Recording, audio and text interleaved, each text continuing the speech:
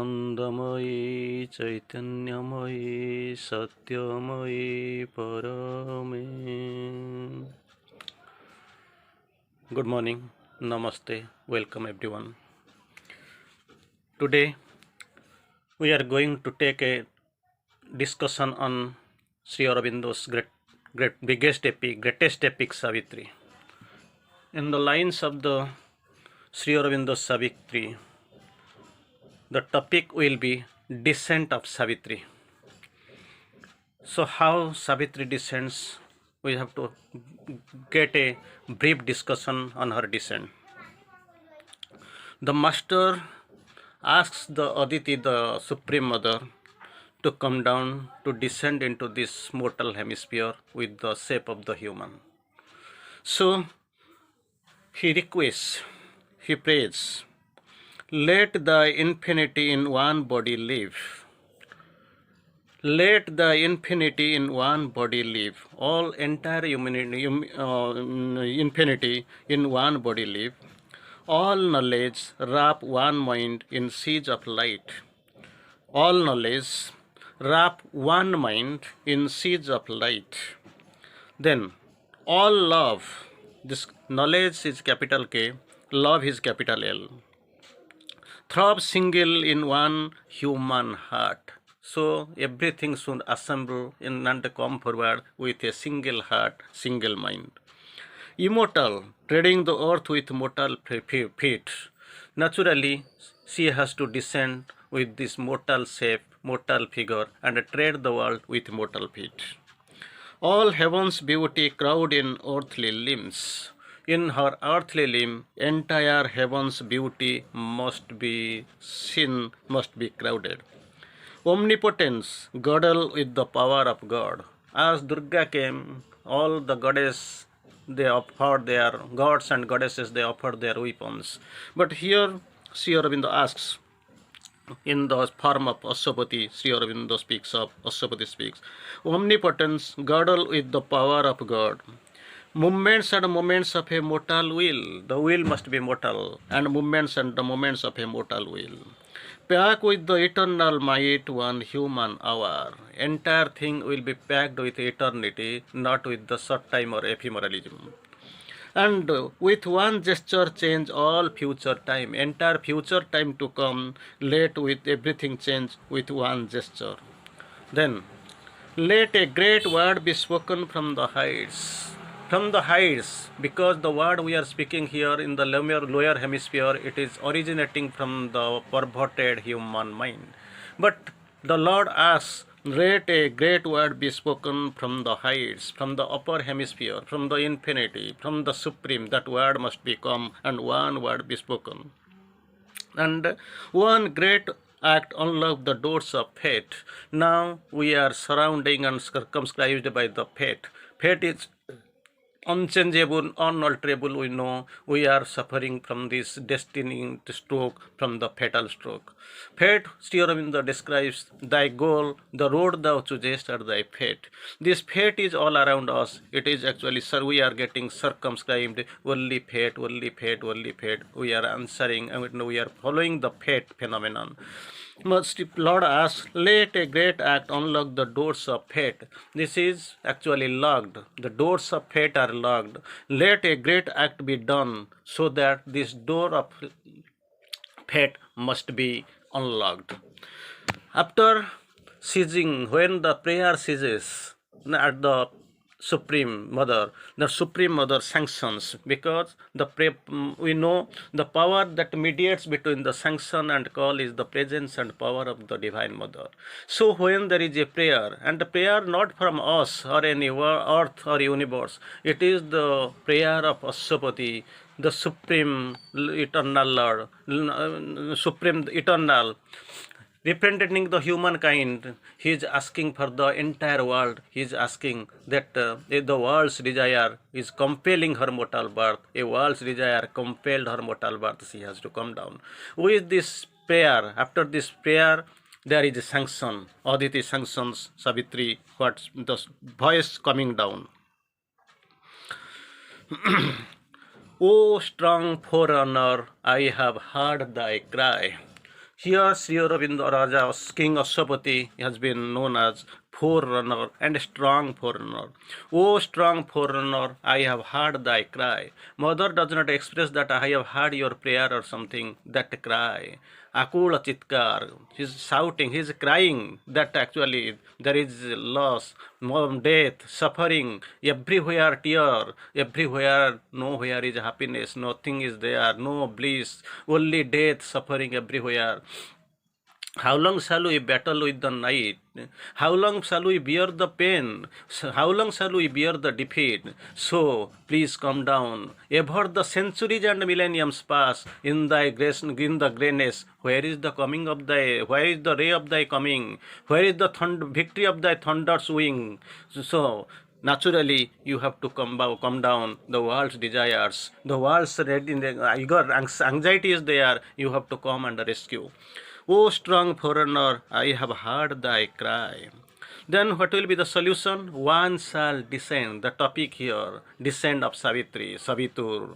So one shall descend, and not only descend, what will be her mission, what will be her work, and break the iron law. That law is iron law, unchangeable. That is, she will change, break it, and change nature's doom by the lone spirit's power. Nature's doom, she must change with her lone spirit's power. She has to descend, she has to come down. Indirectly, Aditi, the Supreme Mother, has said that I will go.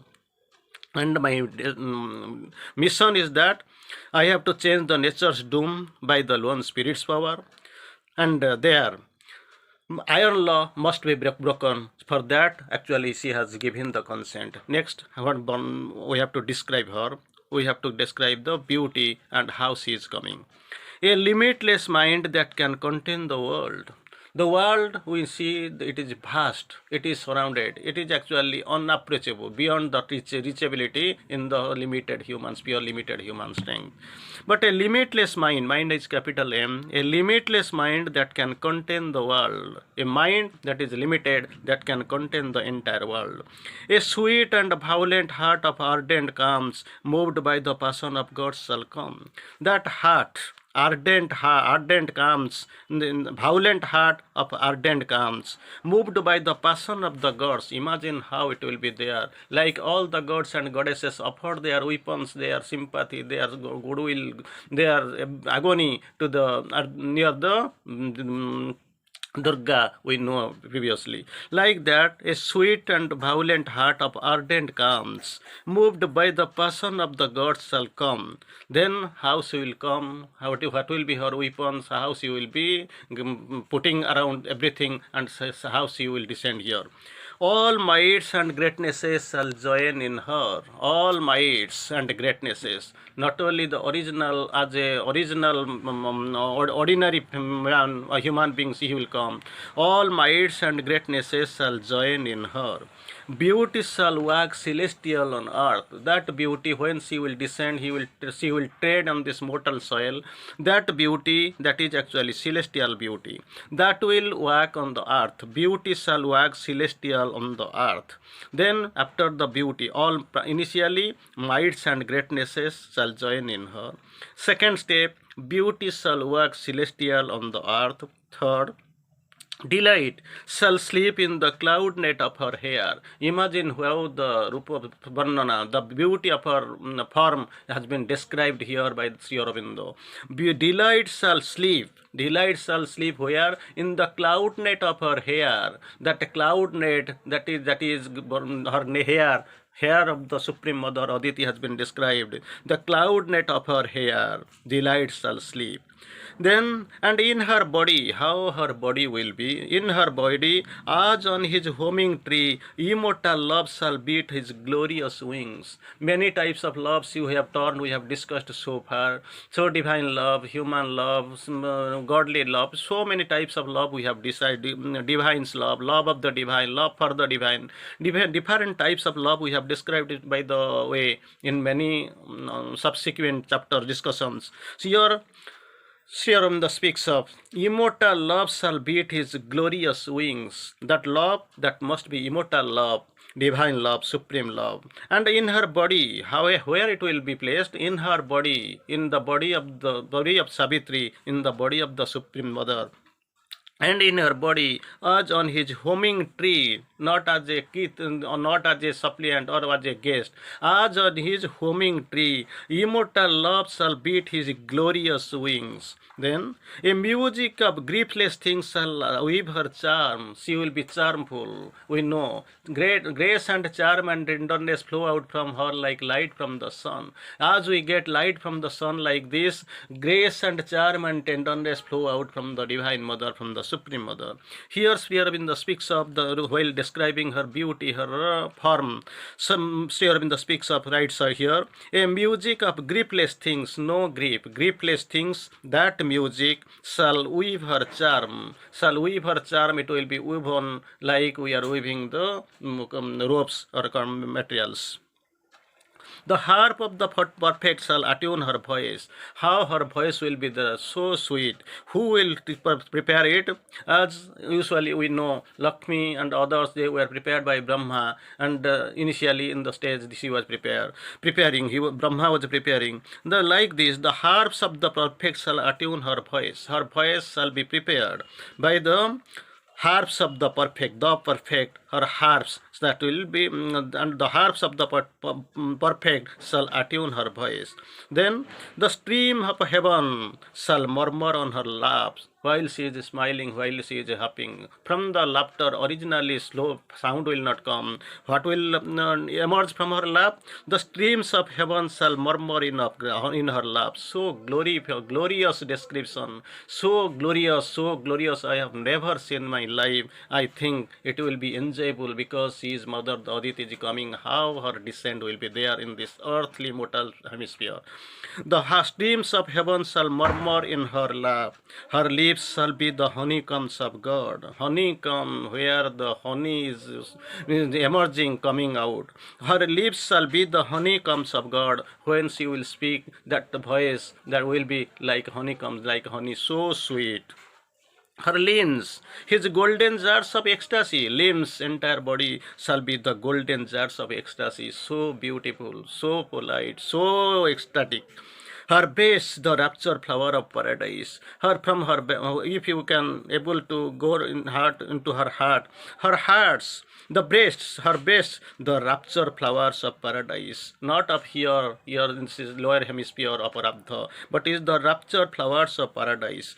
She shall bear wisdom in her voiceless bosom. Not only it is not spoken of knowledge or something. She will bear wisdom in her voiceless bosom. Strength shall be with her like a conqueror's sword. Tipu Sultan's sword. Still now we have understood. Like strength shall be with her like a conqueror's sword. She will be conqueror. Never she will be vanquished because she is the Divine Mother. And from her eyes eternal bliss shall graze. Limbs, lips, breasts, hair, all has been described here also, her eyes, and from her eyes immortal's bliss shall gaze. After her birth, a seed shall be sown in the death's tremendous hour. Death now complains everything is he is omnipotent. But only a seed shall be sown. From that seed, a branch of heaven transplant to the mortal soil, to the human soil, not up here, from the upper hemisphere it will come. Nature shall overleap her mortal step, not only not with a slow steps, it will overlap. Then the fate shall be changed by an unchanging will. Fate shall be changed, destiny shall be changed. Thank you.